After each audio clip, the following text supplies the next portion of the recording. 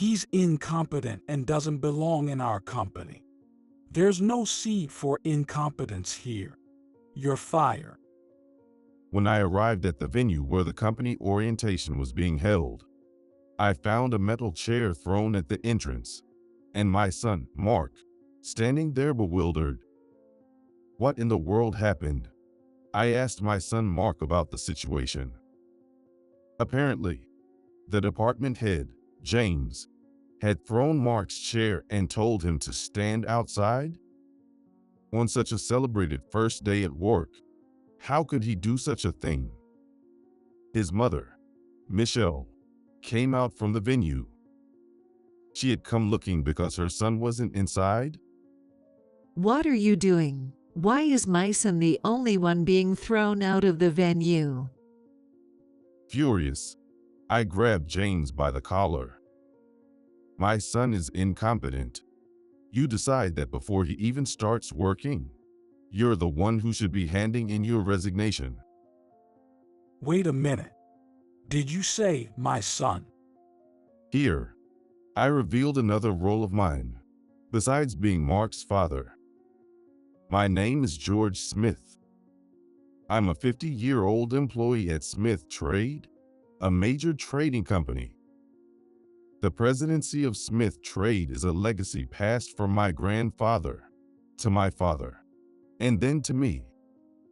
From the moment I was born, it was my destiny to become the president of Smith Trade. I am well aware that I am in a privileged position, as seen by others. However, not being able to choose my own path has sometimes been difficult for me. When I was in the first grade, my dream was to become a carpenter, to work up a sweat with a muscular body, perform physical labor, build wonderful homes, and be thanked by people. It was a gratifying job. But soon, I realized that it was futile to have such dreams, as my future was already decided to take over Smith Trade. Even if I wanted to be a race car driver or aspired to be an astronaut, there was no hope for those dreams. In elementary and middle school, my classmates kind of saw me as someone special. George is going to be the president someday. That must be nice. It's so easy for him. Easy? Being the president is easy. All you have to do is give orders, and it's the employees who do the work. You just sit in a big chair and do nothing. There's no easier job than that.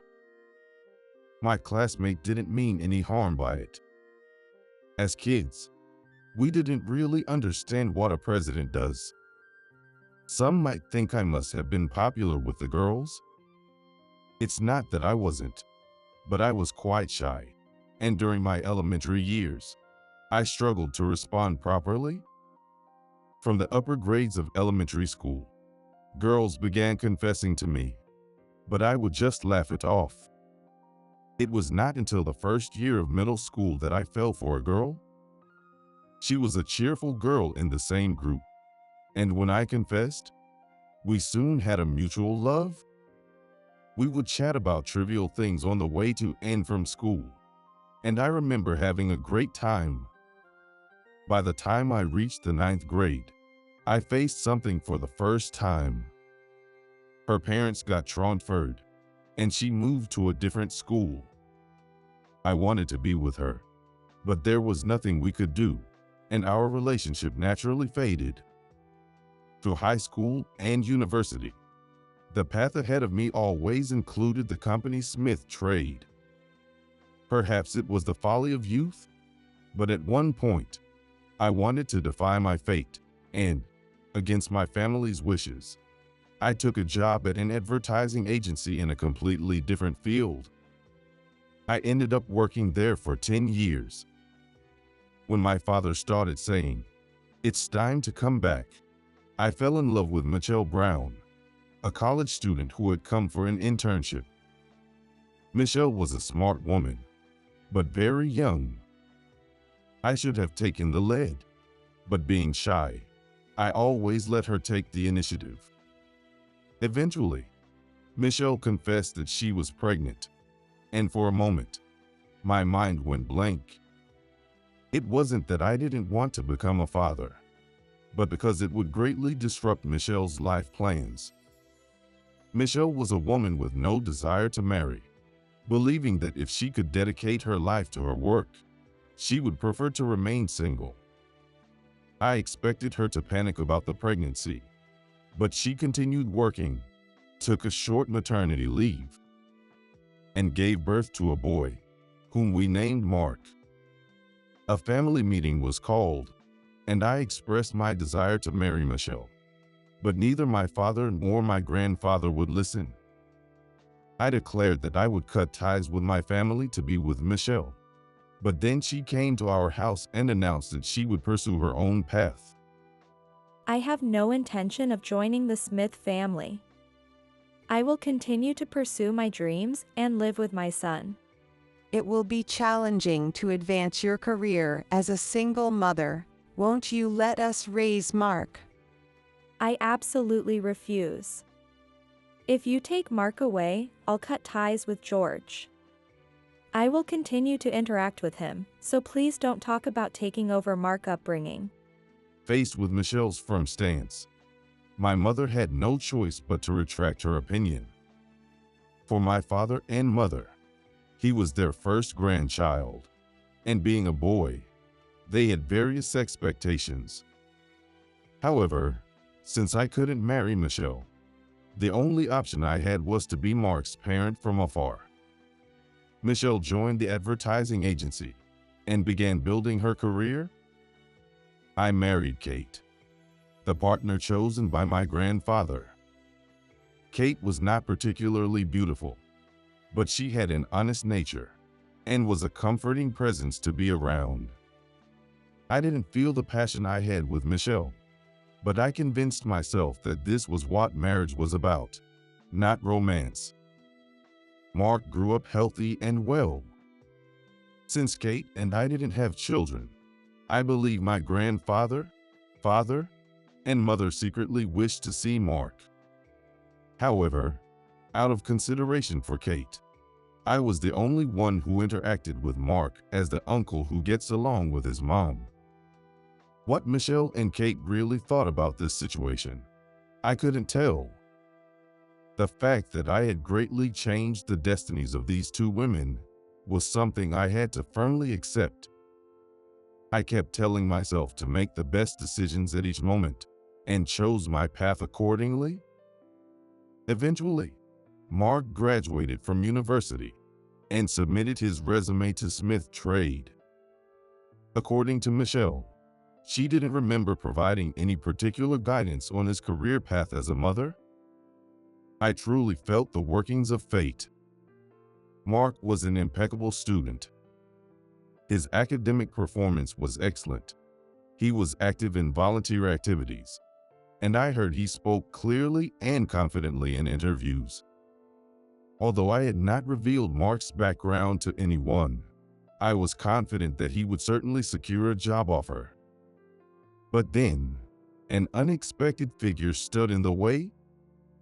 James Wilson, the HR department head at the headquarters, ultimately opposed Mark's acceptance of the final job offer. James joined the company at the same time as me, but he didn't know that I was the next president. As a child, being known only as the president's son and constantly being in the spotlight without recognition for my real abilities was frustrating.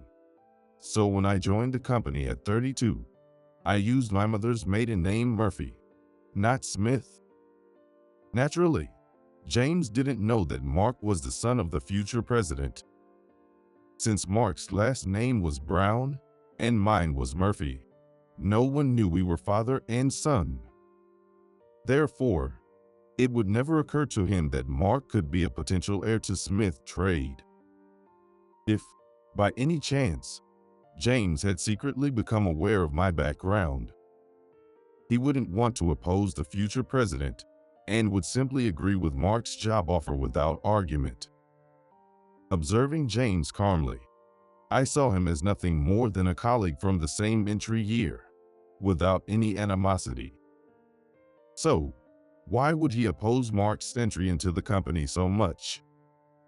The next thing I considered was whether Mark had had some past involvement with James.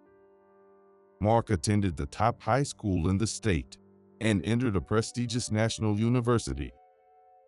I knew he was dedicated to club activities and volunteering during his 4 years there. It was possible that he had some contact with James through his school activities.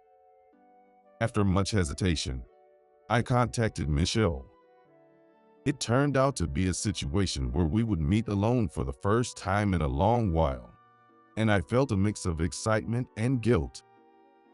When Michelle arrived at the meeting place, she was dressed in an expensive suit, looking like a stylish career woman. Seeing her like that, I felt maybe it was for the best that I didn't force a marriage. I then asked if there had been any problems during Mark's university years, but Michelle didn't have any particular recollection. It's okay not to force a job offer. The company isn't just Smith Trade. Experiencing setbacks early in life can be good for the future in the long run. No, I want Mark not as my son, but as a new employee. I won't give him any special treatment, so rest assured. With this, I strongly advise my father, the president, and Mark joined our company. On his first day of work, I opened the window to find the sky clear and a pleasant breeze blowing in. The thought of Mark finally becoming a working adult was deeply moving. Michelle also participated in the orientation because bringing a partner or family was possible. This day was also special for me personally. After having breakfast prepared by my wife, Kate, I headed to the venue in a hired car. There, I encountered an unbelievable scene. The stage was set in a small auditorium next to the main office building, where the new employees were sitting on folding chairs with nervous expressions. I tried to sneak a peek at Mark from the back entrance for staff. Then I noticed that one of the chairs where the new employees were lined up was conspicuously empty. Furthermore, Mark was nowhere to be seen among the seated new employees. A bad feeling led me to rush to the door where the new employees had entered. What happened next was unimaginable. A folding chair was discarded in front of the entrance, and there stood Mark, looking bewildered. James was standing beside him, arms crossed and looking down at him. I hurried over to Mark's side. What happened? All the other new employees are sitting inside the auditorium. Mark noticed me and uttered a small sound, but immediately looked down. "What are you doing?" James looked at me and clicked his tongue. This guy is incompetent and doesn't belong in our company. There's no seat for incompetence here. You're fired. What in the world happened?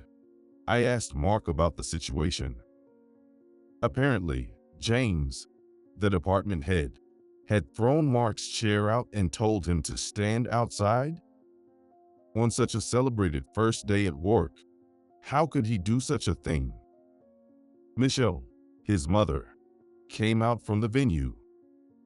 She seemed to have come looking because her son wasn't inside. Michelle hurried over when she saw Mark and James standing facing each other. What are you doing? Why is my son the only one being kicked out of the venue? Mark looked at his mother with a troubled expression. Having his parents witness such a situation on what should have been a proud day must have hurt his pride. I was so furious I might have exploded. I grabbed James by the collar. "My son is incompetent. You decide that before he's even started working. You should be the one handing in your resignation."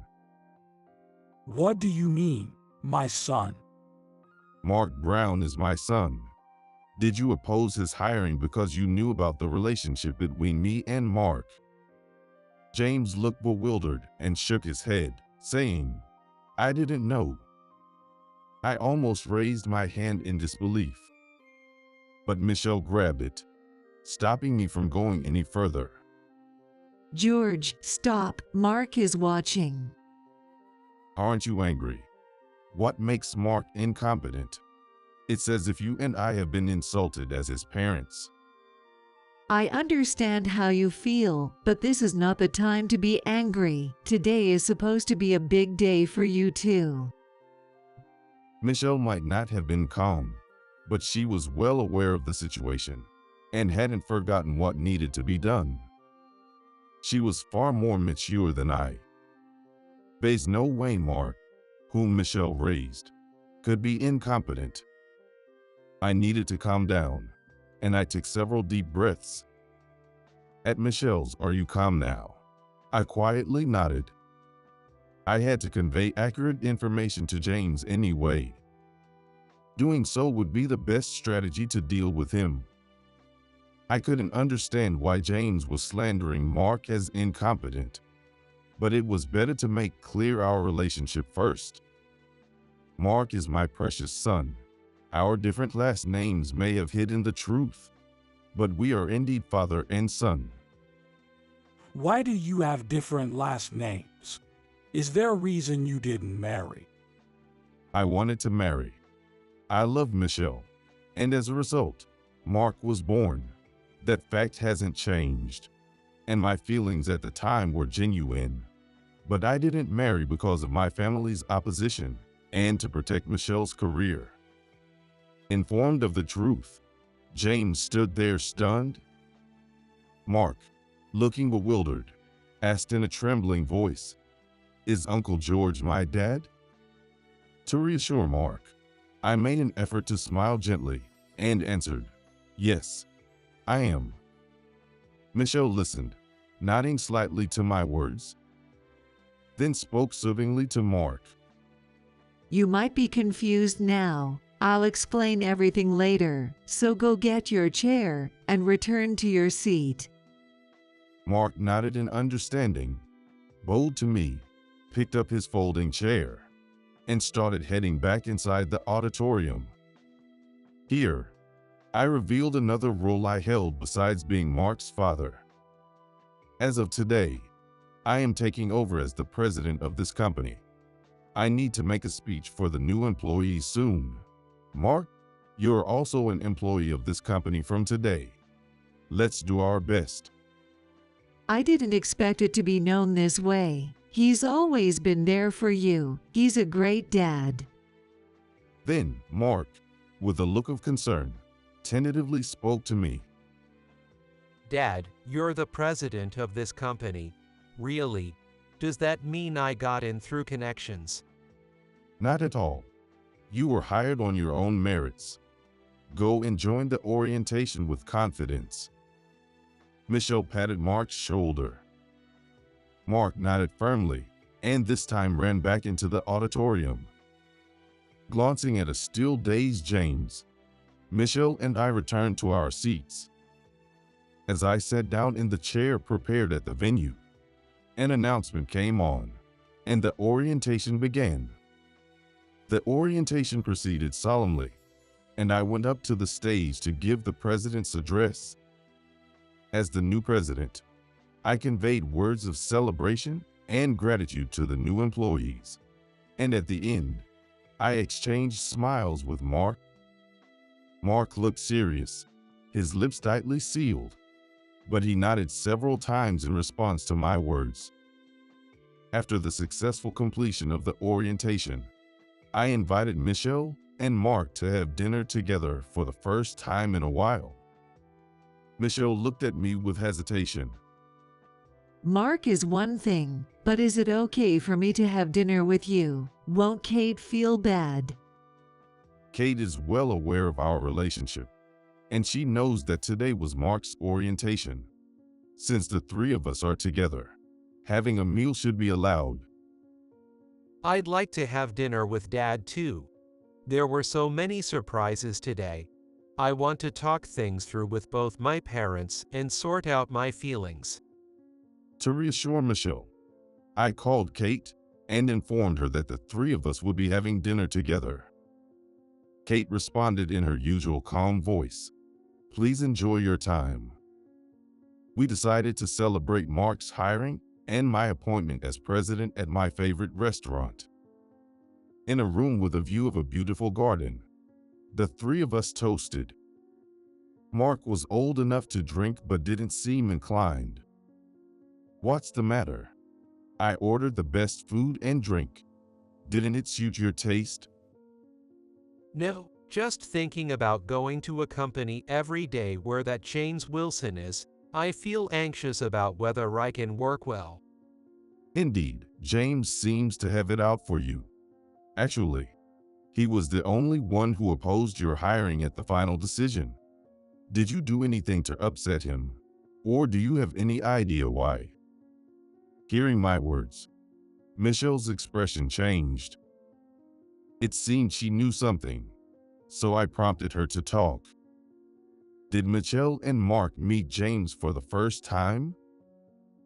I met him during the interview for the first time.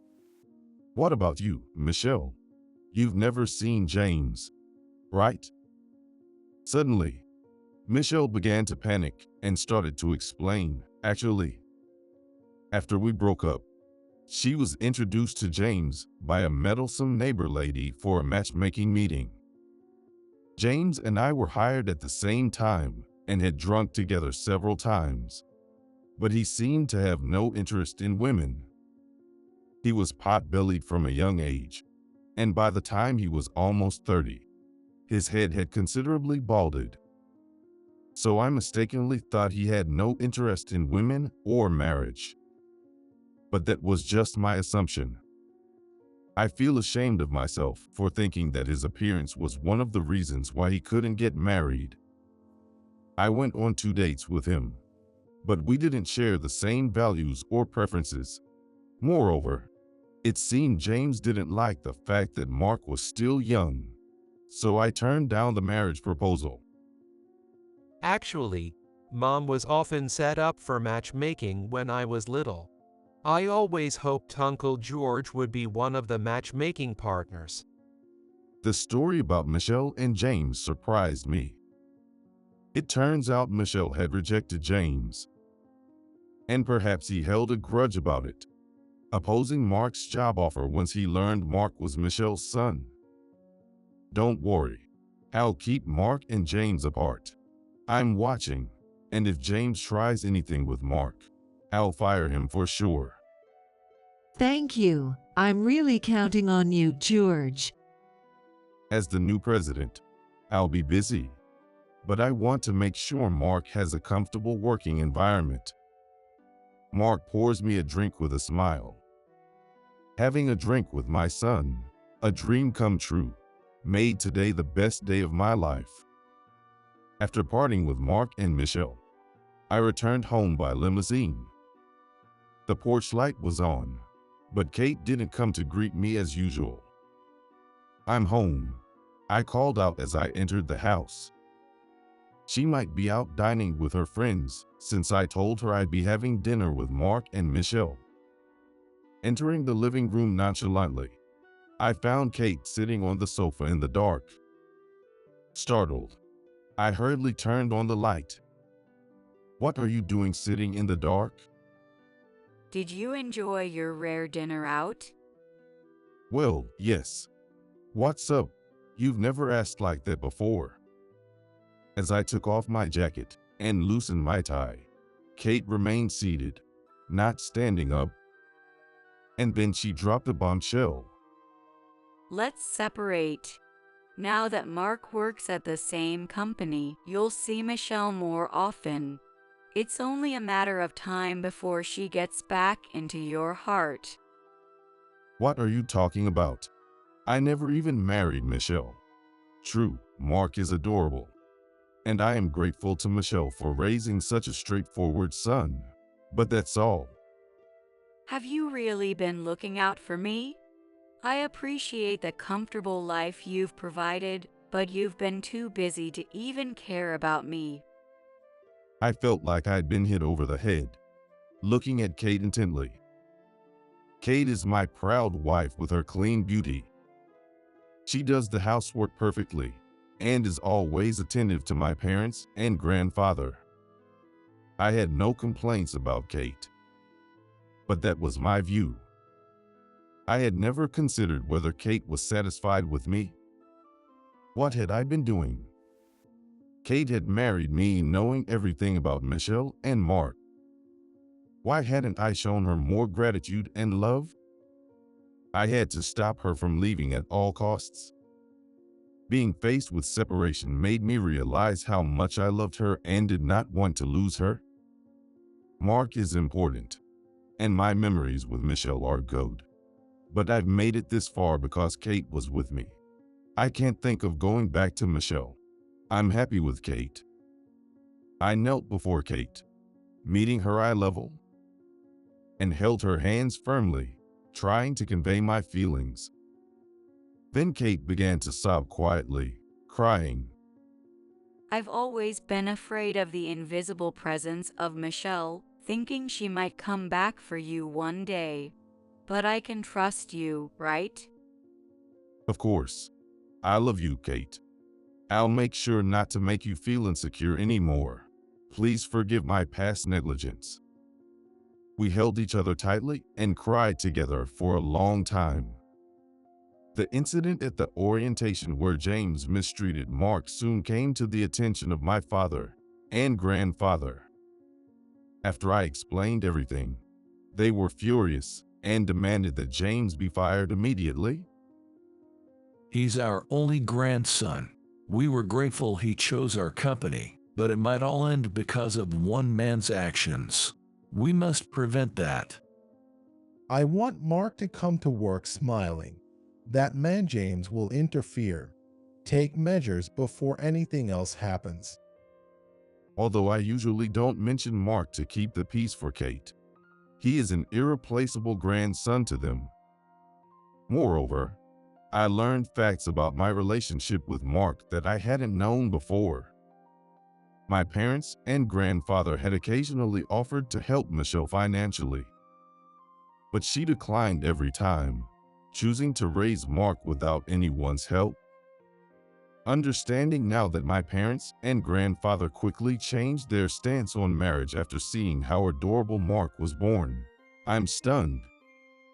But now, I have no regrets about marrying Kate instead of Michelle.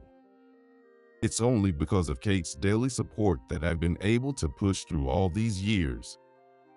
I wonder if things would have worked out had I married Michelle, who continued to advance her career. Perhaps, due to our youth, we might have made mistakes and ended up parting ways. Everyone carries thoughts of what if I had done this back then? I'm no exception, often contemplating these alternate realities. Yet, such thoughts merely flicker through my mind, as I am content with my life now.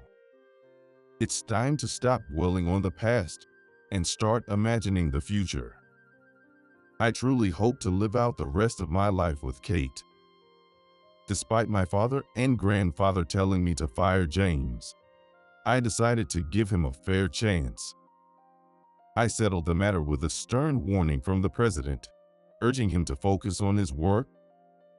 However, James started making mistakes at work and, after being transferred to the accounting department, it was discovered he had been embezzling for some time.